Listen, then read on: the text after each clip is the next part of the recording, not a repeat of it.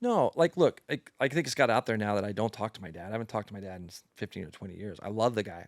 I literally love him sincerely. But we're just different people, you know? And the thing is that I try to live my life every day. I try to be the happiest guy I can be. I try to do the right things. I love helping people. Like for me, it's whether, if somebody has to, if somebody pulls me aside anywhere and asks me a question, I want to give them the time to try to answer it the best I can, especially like writing or something like that, because I had a lot of that in my life when I was younger. I had a lot of people around me that I could ask those questions to. And it's like, like when you guys, as I watched you guys grow, I always wanted to be there. And then I think as I've gotten older, I feel like you guys, like, sincerely, I feel like you guys are so good now, you don't need me anymore. And then, I get with James 3 races from the end of the season, and he basically comes up to me and says, Jay, can you please, like, just like, Dude. and, and all of a sudden I see things, I notice things, I put myself back in that realm. And it's like, I really like that. I do. I love it. I love seeing improvement and working with people.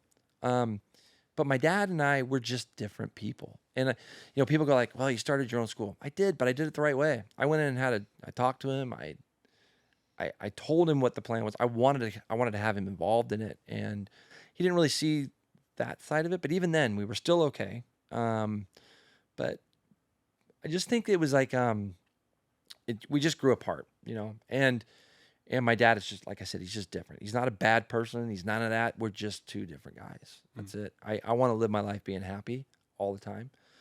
And, I moved my mom in with me about 5 years ago. She's 85 and just ripping. And Dude, she's she's the the best. greatest, She's the best. And I'm in a position where it's like I love taking care of my mom, It's like she's just an incredible person. And I would have loved to have had that with my dad. I would have loved for my dad to go to Le Mans with me, Bulldor with me, Suzuka with me. I mean, I literally, when I raced World Endurance, so after I was done with AMA stuff, that's when I wished that I would have had my dad around, because those experiences with him would have been so much more fun for me, knowing that he was there. He did all that stuff. Like, so for me, there's literally no grudges. But it was just There's one no day. hate. It just got to the point where you just realize that no matter what you do, and it doesn't matter if it's your parents, it doesn't matter if it's a friend, it doesn't matter.